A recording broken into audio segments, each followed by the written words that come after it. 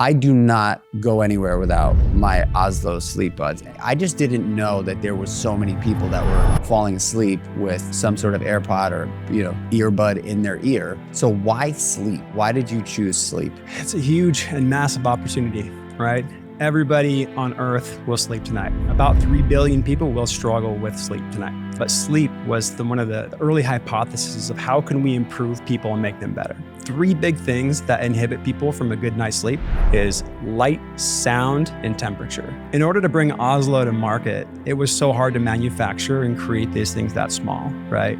And so in order to do that, you have to miniaturize chips. You have to compromise a lot of things. And the things that we were unwilling to compromise was the form factor and the battery life, right? And so the things last 8 hours at least. And so when you go to sleep, that thing is working all night to provide white noise to help you sleep better. And same at Oslo. It's a premium product, and in marketing, price is what you pay and value is what you get. Sleep is so critical for me, being a 45-year-old person that charges pretty hard. And so when I find something that really can help me optimize there, I'm all in. An entrepreneur straight out of New York City, Michael Chernow. What's cracking?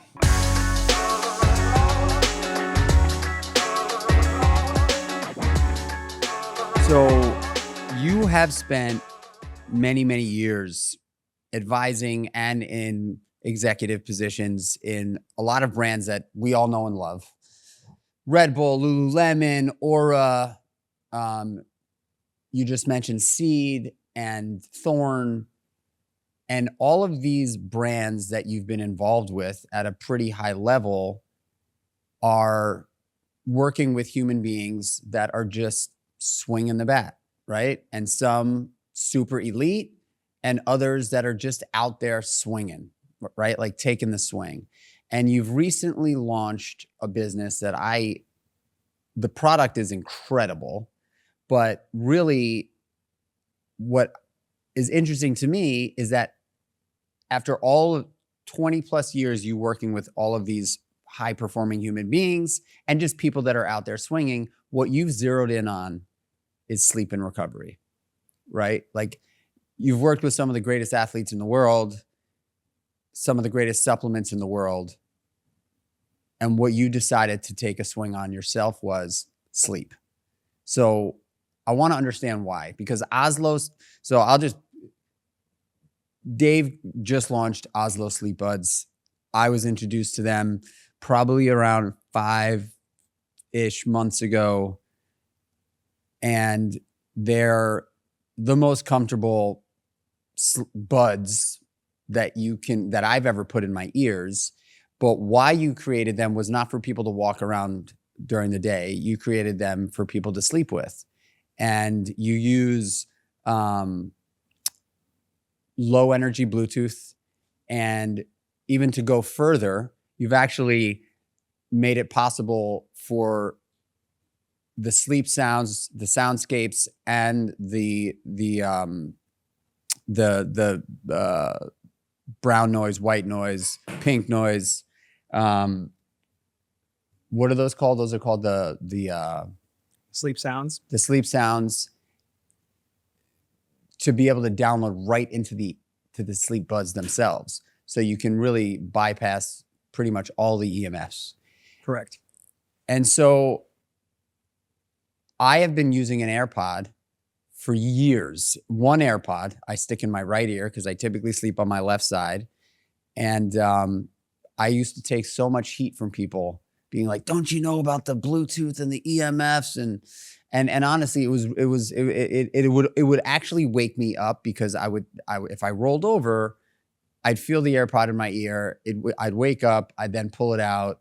I'd lose an AirPod. My dogs sleep in our rooms. The amount of AirPods that my dogs have eaten you know what I mean? I just don't have to deal with that. So when I was introduced to the Oslo Sleepbuds, I was like, these were made for me. I just didn't know that there was so many people that were falling asleep with, some sort of AirPod or, earbud in their ear. And you've created this business, and it's incredible. So why sleep? Why did you choose sleep? It's a huge and massive opportunity, right? everybody on Earth will sleep tonight, and about 3 billion of the Earth, or about 3 billion people, will struggle with sleep tonight. And so it's something that's universal. Obviously, having been at Oura so long, I've been marketing sleep for the last 5+ years. So it's a big challenge and opportunity to help people be better every day. And so the company was actually founded by N.B. Patil and Charles Taylor. They're the primary founders. And the IP actually started inside of Bose. So Bose spent a massive amount of money developing an IP portfolio for health. But sleep was one of the early hypotheses of how can we improve people and make them better. And so they worked long and hard to develop the Oslo what became the Oslo Sleepbud. So tiny little miniature premium headset, the world's smallest premium headphone that you sleep with. And it's about 24%, or it's about 24% the size of an AirPod. And it sits inside of a little silicone casing, and it's squishy. So it fits perfectly in a side profile. And it helps create sound or white noise for you to sleep better at night. Like the 3 big things that inhibit people from a good night's sleep is light, sound, and temperature. Most people have temperature dialed with heated and cooled housing. They got dark curtains, and they figure out how to optimize for light. But sound is this big thing that was a huge opportunity. And I would guess that over 1 million people sleep with AirPods or try to every night. And so it's this massively growing category that Charlie and NB actually created. And so, and how did you get involved? So backing up to 2017, when I was doing innovation for a Lululemon, I was walking around South by Southwest, and we had the Lululemon house, and Charlie walks in with the Oslo Sleepbuds and all the new products that they were creating. And so being in innovation at Lululemon, I was gravitated towards this group, and I got to know NB Patil, the founder, and Charlie, and they're the guys that invented all the innovative stuff for Bose back in the day. So the open ear audio, the AR frames, and the Oslo, what became the Oslo Sleepbuds. And so we did partnerships with them, with Lululemon and Bose, and I just truly loved the two individuals, just great human beings, really passionate about helping people, which is, same as me. And so we stayed in touch through the years. And then as I was growing Oura, I knew that what they were doing. And so I made the leap about 1.5 years ago and joined full-time as CMO. How do you educate people? I think Oura is, there's education in any sort of technology, right? But Oura just being a ring is easy for people to wrap their heads around. How do you get somebody who doesn't sleep with music or sleep sound? Like, what marketing strategies are you guys using to expose this? Yeah, when it comes down to marketing Oslo and how we're getting people to hear about it, it's about creating word of mouth, right? Like, people build brands and people build movements. And that's how we are growing Oslo, is that when you use it, you can just sense a different feeling in your nervous system. It helps calm you, it helps relax you, and it really takes you away from whatever might be disturbing you. So for me, it's being an executive, my mind is always running, and I have to shut down my mind before I go to sleep. And so for me, when I put in my Oslo Sleepbuds, it's a signal to my brain that says, hey, sleep is coming. And so most of the time I just play white noise. Once in a while I'll stream content. But for me, it's a signal that says, this is what I'm doing to shut my brain down. And everybody uses it differently, right? Like, individuals like you might listen to it with just one sleep bud and audio to get tired and go to sleep. So we really focus on the use case to help people optimize for sleep. So we find people that need better sleep and then educate them on the product. And there's so much technology built into the sleep buds themselves. Like, for example, we have a feature, so we know through the sensors in the sleep bud when you fall asleep. So my favorite feature, right? So if you're listening to a podcast or an audiobook and you actually fall asleep, we'll pause that audiobook for you, so you can just go to sleep, and we'll play the white noise all night. And there's a little in-ear alarm clock that will wake you up in the morning when you want to wake up. My favorite feature is that it knows when I fall asleep, and it goes from the podcast or the audiobook that I'm listening to into my favorite sleep sound, which is tumbling water. And so, I mean, the truth is I do not wake up. And a good example of that is my son, my older son, he's just at night, he wakes up. He wakes up and he gets scared. And so he'll come into the bedroom and he'll, wake up his mom because the door is here and she's right there. She's the first person that he harasses. I just, with prior to this, I would wake up because I would typically have, I'd set a timer on the AirPod and it would go off. It would go off, but it would still be in my ear and it was uncomfortable. And so it would wake me up and I would ultimately pull it out and, have a little bit of a disturbance. Now I don't sleep with one sleep bud. I sleep with both of them because you don't know that they're in your ears. It's like, they're like super duper comfortable. And so one of the greatest things that I love about the Kreatures of Habit podcast is I get to introduce things like this to the audience. Because and really it's only things that I employ in my life on a daily basis. I do not go anywhere without my Oslo Sleepbuds. And it's not, and one of the other cool things that I like about it is that it's not just for bedtime sleeping. Like if I get the luxury, which is rare, but like on a Saturday afternoon, every once in a while, I'll take a nap.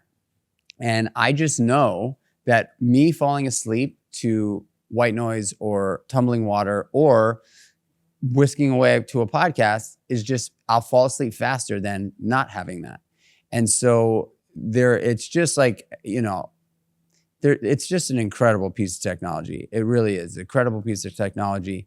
And I have, before we started rolling, I'm legitimately middle-aged now, which is weird to say because I don't feel that way, but there are certain areas of my life that I could very clearly say, if I don't do that, I will not recover as fast as I did in my 30s. Yep. And sleep is a massive one, right? Like if I don't get 7 hours of sleep, and for me, it's always between 7 and 8 hours.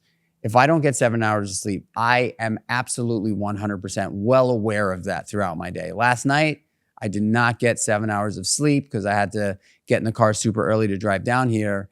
And I'm functioning, but I'm not functioning as well as I could be functioning with 7.5 hours of sleep. So sleep is so critical for me, being a 45-year-old person that charges pretty hard. And so when I find something that really can help me optimize there, I'm all in, I'm all in. And we were talking about the 10-3-2-1. Can you walk us through that? Yeah, totally. I'll why don't I share a little bit about how important sleep is and then the 10-3-2-1. Cool. At Oslo, we've built an incredible medical advisory board. And so we have Dr. Rebecca Robbins, Dr. Meredith Broderick, and also Dr. Michael Gervais. And I work with Dr. Michael Gervais at Red Bull. He helped to optimize our athletes' brains through psychology and before their big stunts, right? So Robbie Madison, Felix Baumgartner, he went on to work with the Seattle Seahawks. Incredible, world-class human being and great at what he does. One of the first things he does when working with athletes is check on their diet and their sleep. Sleep is vital to performance. And so he helped to unpack a lot of things for me personally and how to optimize my own personal life. But it's just, for me, hearing from him and how he optimizes the world's greatest athletes, I just truly understood how important sleep is. And myself also entering my 40s and having kids, I just realized how difficult it is to function at an executive level and be the best dad or husband I can be. And so for me, I'm the same. I try to get 7 hours sleep. If I don't, I'm a little grumpy. I'm upset. Things don't go as well. So yeah, every night it's about how to optimize for sleep. And what that looks like for me is my friend Patrick shared this with me is the 10-3-2-1, and then I added the O. So 10-3-2-1-0 for me is 10 hours before sleep, you got to cut caffeine. because that half-life of caffeine will still keep you up. So for me, after 11 o'clock, I don't have any caffeine. 3 hours before bed, you should finish your last meal. I usually fast about 14 to 16 hours every day. I find it so much, I find it very helpful for my metabolism and everything to fast every day. 2 hours before sleep, you should shut down the executive thinking. So no more executive functioning. You should let work go and really focus on just calming your nervous system down. And for me, that's the point when I add magnesium into my nightly routine. So Momentous Sleep Packs is an incredible combination of magnesium, L-theanine that really do a good job at calming your nervous system down. Obviously, life, kids, work, caffeine really upregulate you. So that's another thing I do that helps really calm me down 2 hours before sleep. And then 1 hour before sleep, you should not be looking at your phone. So you shouldn't be streaming Netflix or content because that blue light will keep you up. And it happens to me whenever I do watch a show or something, I just have a harder time falling asleep. So 1 hour before, I try my best to not look at my phone. And then, Oslo. So when it's time to go to bed, I put in my Oslo Sleepbuds. It's playing my white noise of choice, and then I fade asleep. So, do you have a wind down routine that you stick to? I have a very strong routine at night. It's putting down the kids, and so every night we, brush their teeth, bathe them up, put their pajamas on, and then we read to them and cuddle them, and it's our time to program them. Right? So do you and your wife do that together? Mm-hmm. Yeah. Oh, wow. We got 3 kids, 10, 7, and just turned 4. And so every night we kind of divide and conquer and read. Right now we're reading Harry Potter. And so it's about reading them their book, calming them down, getting their nervous systems calmed down. And then, put them to sleep. Do you guys have a time every night that you take the kids up?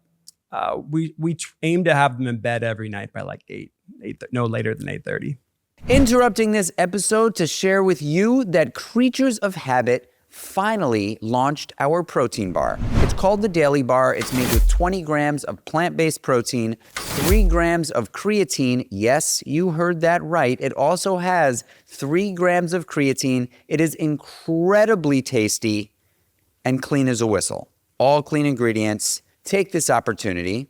Hop over to creaturesofhabit.com. That's creaturesofhabit.com with a K, and use code KOHPOD20 at checkout for 20% off your first order.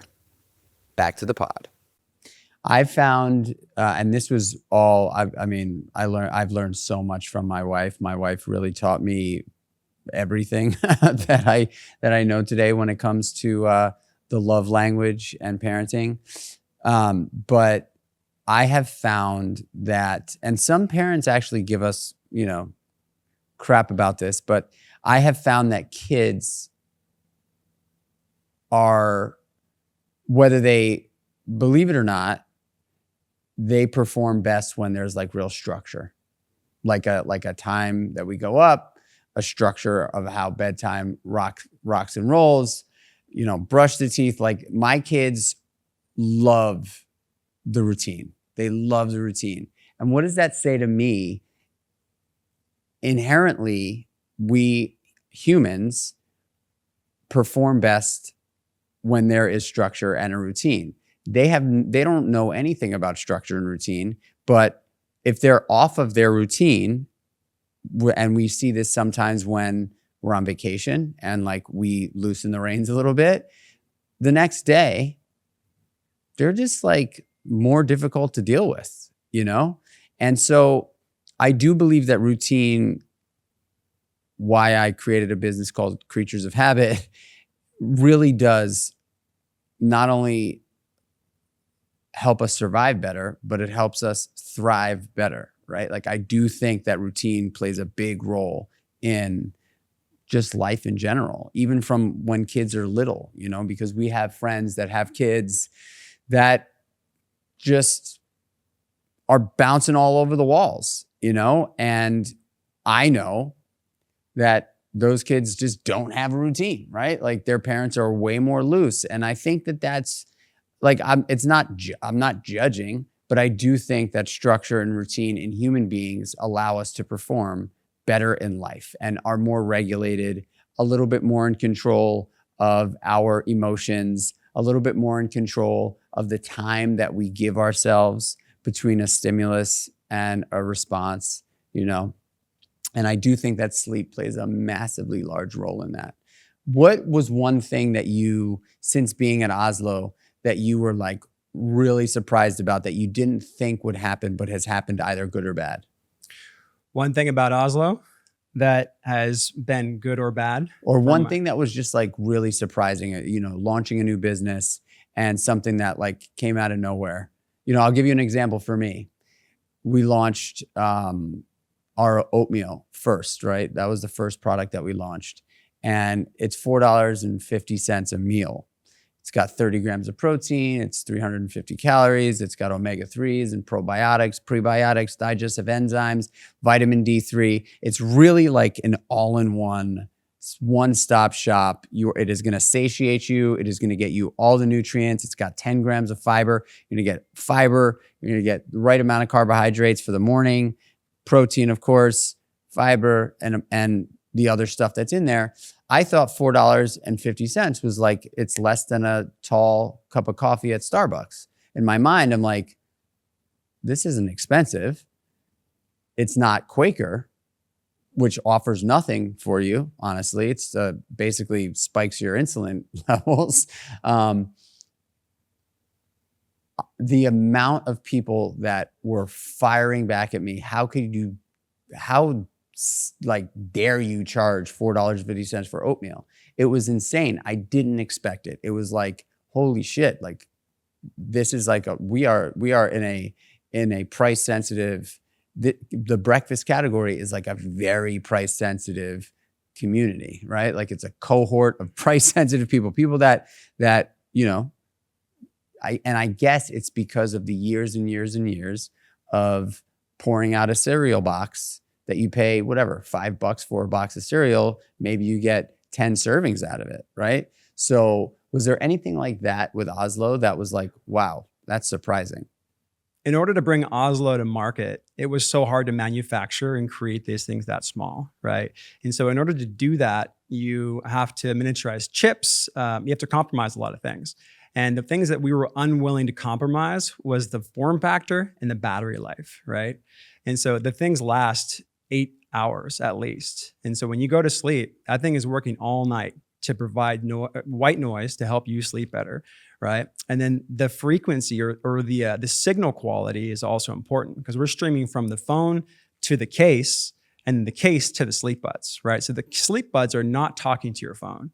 And so part of the reason for that is like when you have an AirPod in your ear and it's sticking out, the antenna is part of that part that's sticking out. So it makes it much easier to stream, right?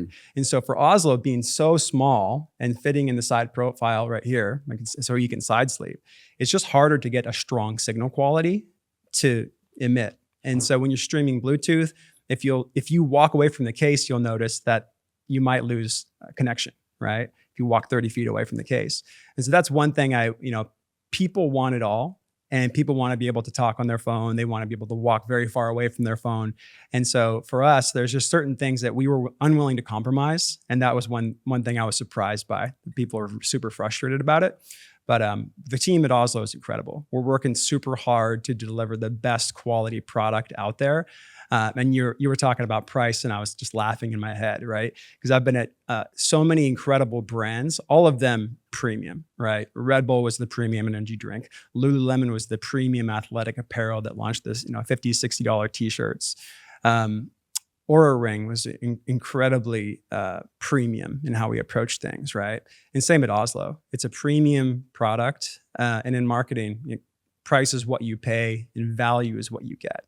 And so for us, when we look at creating this product, we're on our first generation product. There's a lot of learnings we've had in the last 18 months, but it works incredibly well for what it is. And we're just going to continue to aim higher and grow the business.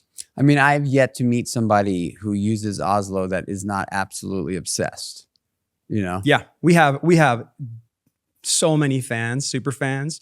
We were at CES this year and people would see my badge and say, you work for Oslo. And then they have their Oslo story. You have something special when people want to stop you and tell you their story, right?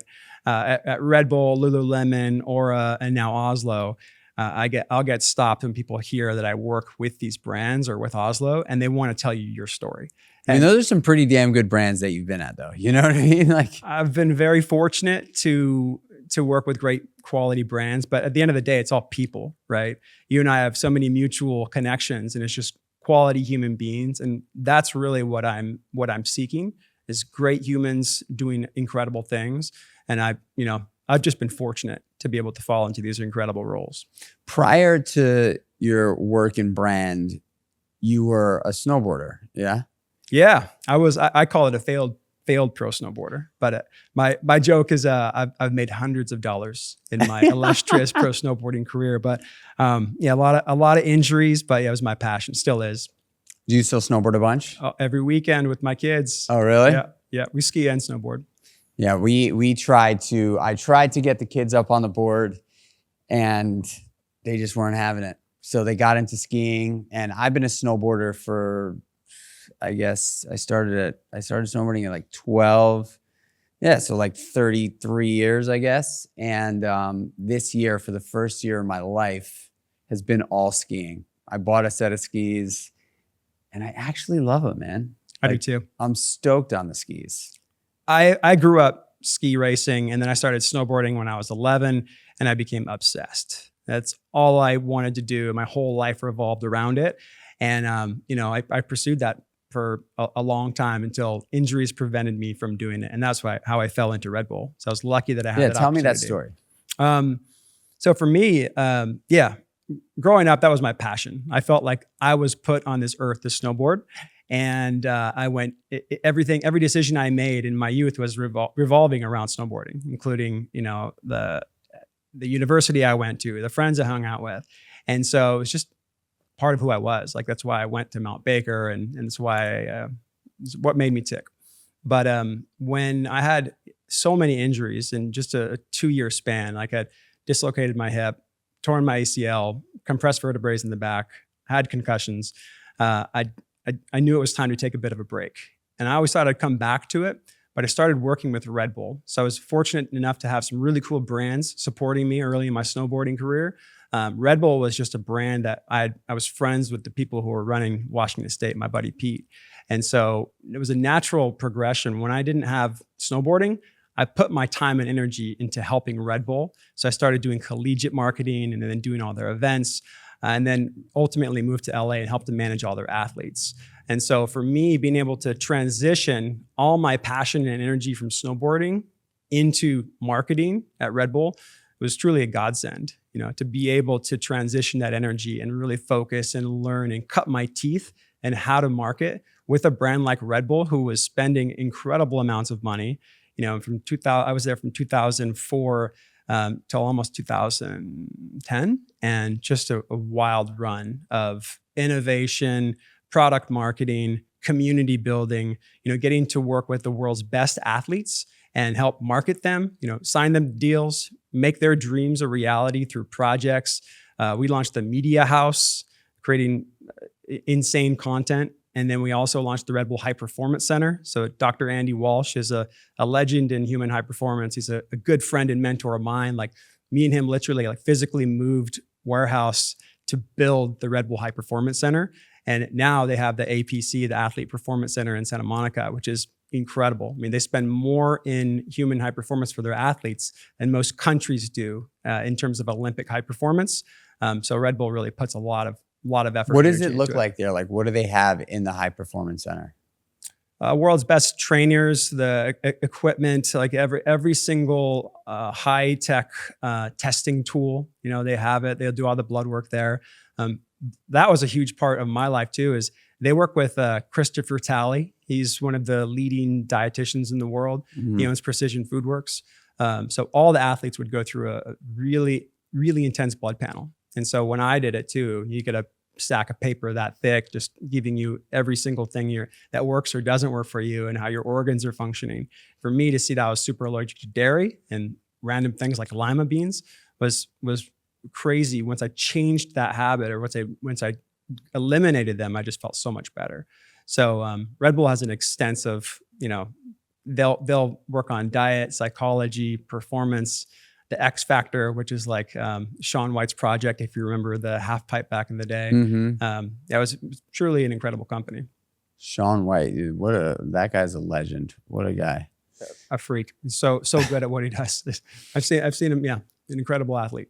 So you went from Red Bull to Lulu. And, I never worked at Lulu, but Megan, when I met Megan, she asked if I wanted to be one of the first men's ambassadors for the men's store, the first ever Lululemon's men's store that opened up in Soho in New York City. That was right down the street from my restaurant in 2015. And, it was funny at the time, I didn't ever think of Lululemon as a men's brand, right? Like Lululemon was always like, in my mind, it was like a female yoga focused brand. And so when I have this like really smart woman who I had met, who I've like immediately became very good friends with, she asked me if I wanted to be a Lululemon's men's ambassador. I was like, and then she started showing me the apparel and talking to me about the company, and I was in. And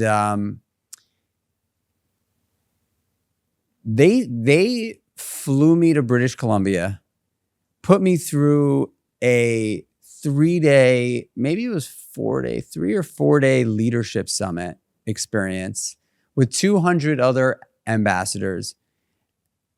And I was so inspired. At the end of that experience, the founder or it was either the founder or the CEO at the time. Maybe it was Chip. I don't remember. But someone at that caliber at the company was there with us the whole time and basically said at the end, we're going to ask each and every one of the ambassadors to, in front of everybody, to have a bold ask. One thing that you're going to ask either the other ambassadors or the community or leadership at Lululemon to help them with. And I was about to open up the restaurant, and Megan had come like as I was building the restaurant on Broome Street. Megan was, somebody had introduced me to her. She came by, and I was about to open up this restaurant. And I basically, my bold ask, because I was so inspired by the experience, was, and I just was like, F it, I'm going to ask them to do this because I've got 50 new employees that I'm going to have to, get fired up to come to work every day. And I said, we have a 5-day orientation. I would love if somebody from Lululemon can come in and do a truncated version of this leadership summit at my restaurant. And Megan raised her hand and was like, I'm in, I'll do it. That's it. And it was one of the greatest experiences. And I think any staff member at the first Seymour's restaurant would agree that no one in the world of restaurants has ever paid that kind of attention to the personal lives of the servers, bartenders, cooks, busboys, has never done that before. And we had an unbelievable first 2 years there. We had very little attrition. And, it just goes to show that company is incredible. Lululemon is an incredible company. So how long were you there? About 10 years. Wow. So you were there 10, and was it all marketing? Yep. I spent actually 6 years developing their branding community, and then about 4 years building their innovation R&D. Wow. That is so cool. It was a fun run. I'll say Lululemon was an incredible opportunity for me. What did you learn there? If you had to boil it down to 3 things. I mean, even to what you just said right now, people won't remember what you said, but they'll remember how you made them feel. And I think that's what Lululemon is all about, is at least it was back in the day, right? They have the director of first intelligence is what they used to call this role in the stores. You walk in the first 10 feet of walking into Lululemon, you'll be greeted with a kind hello, right? Hey, how are you doing? And not trying to sell you, but just trying to be a human. And I think the cultural thing there is a leadership. How can you be the best version of you? And that really instilled deep in me at that moment in time, because I'm just, I was pretty young still before I was 29 years old when I moved up to BC and started working with Lululemon. And it was contagious. This brand that really wants to develop leaders in the world, and they want to create space and time for you to get that hour workout out. They want to create time and space for you to get that hour workout in and to connect with people. And that's really what I went there to do, is help to build this community, both locally, regionally, and globally, with the best leaders in sport and culture that were using yoga and meditation as their competitive advantage. So it was this really cool time in my life when I got to go up there with my girlfriend at the time, my wife now, and really take a different approach at life, right? Before, Red Bull was all go, go, go, traveling the world, partying, doing projects. And then leaving that was this totally different world, right? I went from Red Bull that was all men doing crazy projects. There was not a lot of organization. It was just go and do it. Spend whatever you needed to get the job done. And then to Lululemon, which is a company that was spending, 3% of top line on marketing, like compared to Nike's 13%. It was a rude awakening for me in terms of like having the money to spend versus building this brand from the ground up. And obviously a very feminine environment. It's like 90-10 females to males. And so for me, it was this big opportunity to learn, right? And figure out how to better work with this energy. And it was about communication and alignment and growth. But ultimately, it's just a very, very cool company that has a phenomenal product and a great culture. And then you went from Lulu to Oura. Yeah. So at Lululemon, I helped to build what's called brand and community. And brand is the marketing, the assets, the creative, and community is like the people. Like, what are we doing? The individuals, the athletes. And so I was super fortunate to go up to Vancouver and build this really cool brand and community team with a couple of incredible humans. Like you mentioned, Megan Dolce, Michelle Davies, Eric Peterson. These people really helped to create the marketing model that became Lululemon. And then in 2017, I had the opportunity to move into what's called White Space, which is their innovation lab. And so we were working on net new business models, innovative products, and it was a wild time. We were also working on investment. And so we had a couple of different things we were working on. But because of that, I had a ton of BD and helping exploration into what the future could be in human high performance and human optimization. So that's where I met the founders of Oslo. But then I met Harpreet, who was the CEO of Oura at the time. And so he tried hiring me. Harpreet actually tried hiring me in 2019 and came to my house and wanted to hire me. And I was like, listen, I got a really good thing going with Lululemon. I don't think it's the right time. But anyways, I was an advisor to him in 2019, helped him raise money for the B round. But in 2020, he called me and said, hey, like, we're doing this NBA deal. Like, I need you. Mm-hmm. And so 2020, I made the jump and joined full-time at Oura Ring and helped to really build that marketing team out. Like, I was one of 3 people that helped to create the marketing team for Oura, and just an incredible run. Like, wow, like fast, crazy growth. Talk about preparation meets opportunity, right? There was a combination of a number of factors, but the ability to use sensor fusion to create all these sensors in this form factor was just really novel at the time. And so getting to jump in there and help grow this brand was wild. The NBA deal, the NBA needed COVID detection. Because of the skin temp feature on Oura, we could actually detect COVID and flu-like symptoms 3 days before you're symptomatic. Wow. And so Dr. Benjamin Smar and Dr. Ashley worked really hard to create all these proprietary algorithms, right? So we have this really cool product at the right time. And so my contribution was really building out the marketing and community. So getting to raise money with the right individuals and helping create this flywheel of conversation, a ton of product seeding. Fortunately, a lot of those rings that I seeded helped to create conversation in the media for the brand. And so Prince Harry getting seen in the UK tabloids wearing this smart ring. Did you send that to him? Yeah. Myself and Sarah and the team, we helped to build this whole community out. And the basketball player I work with helped to seed like Kim Kardashian. You know, I had to overnight a ring right before she got on a flight somewhere. Didn't hear from anyone over there. And a month later, she was posting about us on Instagram, and she posted like 6-7 times, totally unpaid. But it changed the trajectory of our brand, because Wow. we were right about to launch the Gen 3 product. And so her talking about it a month before we actually launched created this massive word of mouth. And so would you say, from your experience across all of these mega brands, would you say that seating is a massive opportunity? yeah, in terms of success for these companies, absolutely. Because what you are trying to do is you're trying to scale conversation, right? So instead of paying for big ads, you are creating organic and real connections with people that are going to talk to other people and create that conversation for you. And so when you have a product that works well and people love, they're going to use their time in life throughout the day talking about your product. And people, I feel, innately just want to help one another, right? People want to help people. Nobody wants to be in pain. Nobody wants to be sad. Nobody wants to be upset. And so if they have something they think will bring joy to other people, they'll share it. And so for me, when it came down to seating, we did a ton of product seating at Lululemon, right? Well, Red Bull was the king of seating product, right?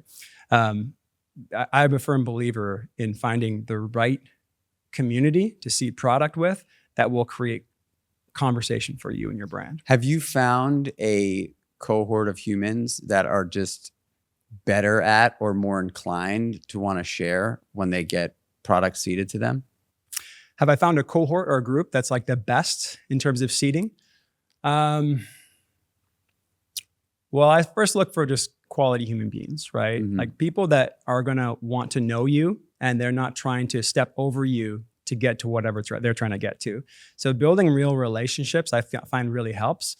But I guess having the role at Red Bull was really unique, because in my how I was brought up, I came up in the snowboarding community, right? You have like the top tier pro snowboarders, and that there's just this natural hierarchy to it. And so that's kind of how I thought. And then going to Red Bull, you have this interesting awakening that there's these different communities and different subsets of groups, right?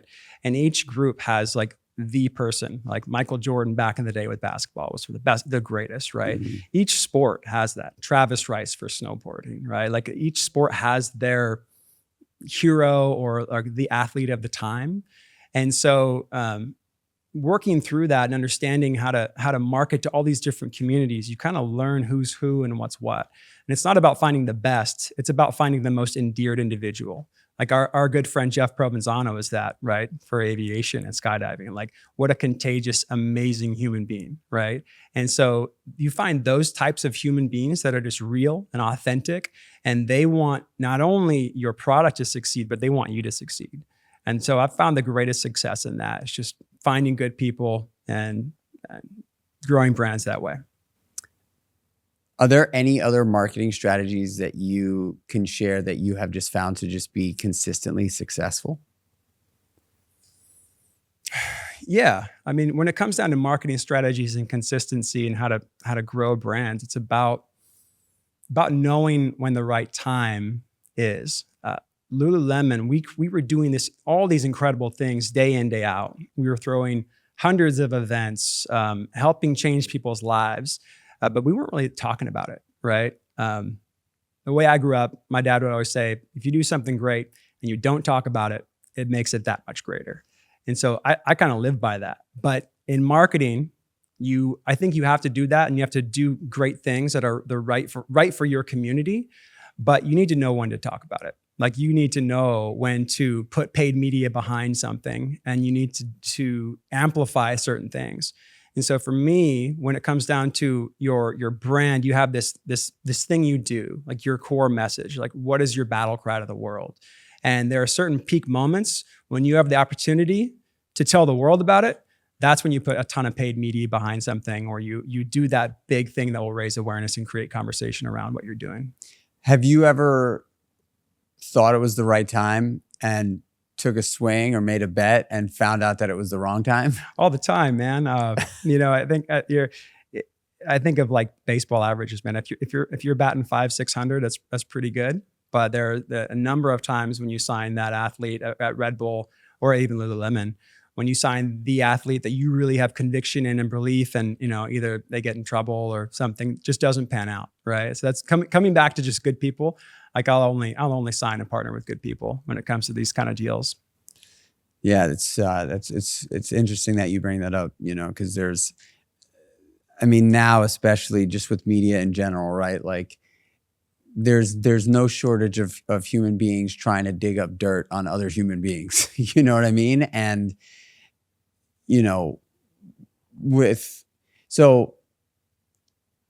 David Protein Bar, I have nothing but admiration for those guys. Like they are who they are. They're relentless about that for sure. And they've taken an ungodly amount of heat, but something that they did. And I think, everybody's like, how did they get to be such a big brand so fast, right? $1 billion protein bar business in, 18 months. How did they do it? They did exactly what you just talked about. They sent 5,000 boxes of bars out to people to get them talking about the product. It's what they did. That was their strategy, 100%. They were like, we are going to send out 5,000. And they asked people, they posted, hey, if you want to be one of these 5,000, sign up here. And so they had thousands and thousands of people that were giving them their email to get a box of 4 bars. And they sent out 5,000. And the 5,000 that got them were like, oh my God, this thing is insane. This is 150 calories, 28 grams of protein, 0 sugar. Holy shit. And that's how they built that brand. That's exactly what they did. And so I guess, I love having the conversation about marketing sitting across from a CMO, right? Like there's so many ways to market. I come from the world of restaurants, and in the restaurant business, it is the purest marketing, unless you're McDonald's, Burger King, Taco Bell, or Pizza Hut. Like you don't have big marketing budgets. You just don't, right? Like you're trying to survive.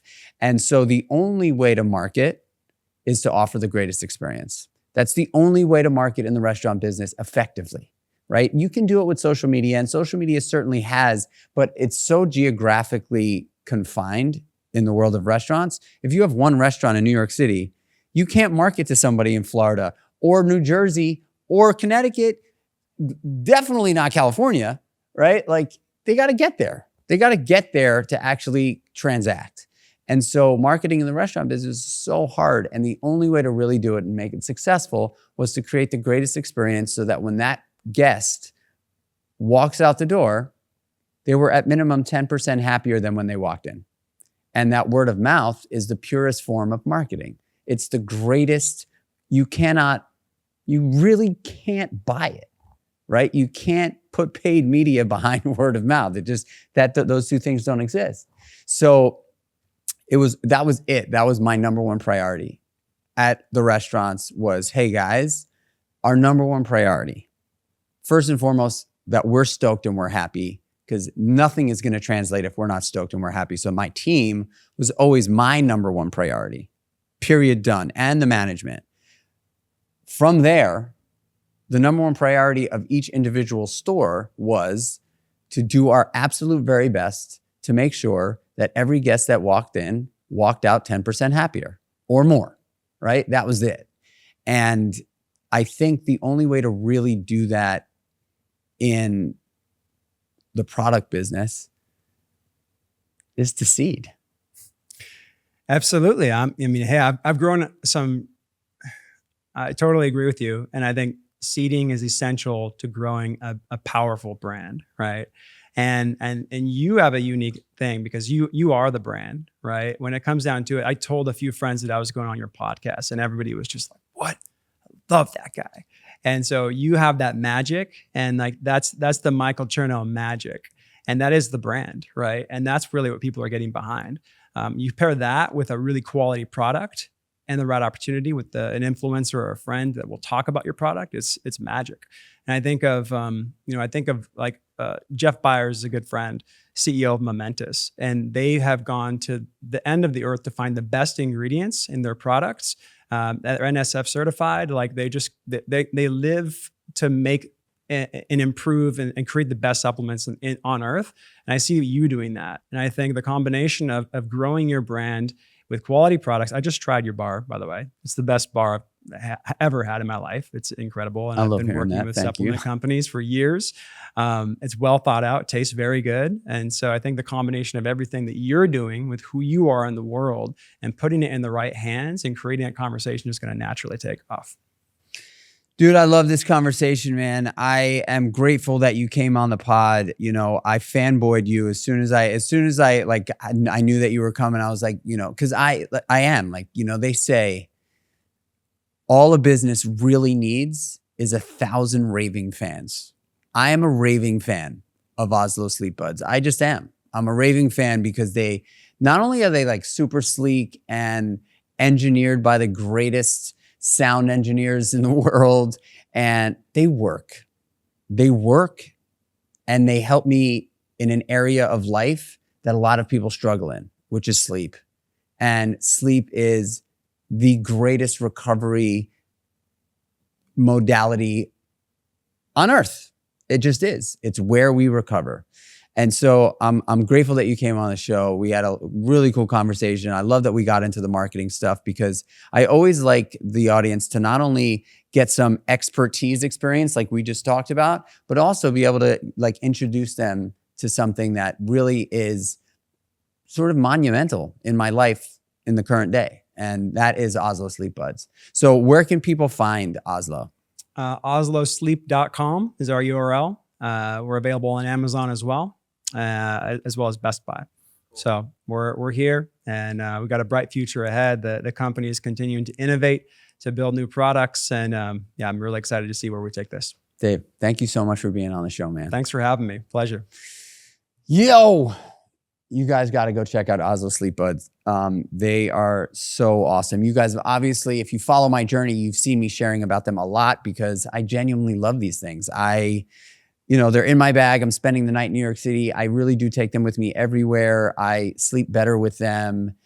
They, you know, one thing that we didn't even talk about is that you also get like a really cool you don't get a sleep score necessarily, but you get a story of how your sleep went in the morning. And, you know, I love being able to compare that to my 8 Sleep mattress and my Garmin watch and my Whoop. So like, I'm a bit of a nut. I really like the data. And you know, the way I know that these things work is because my scores across the board have gone up because I am able to drown out noise and not drown out noise and also not have any discomfort. And I was not able to accomplish that with my AirPod.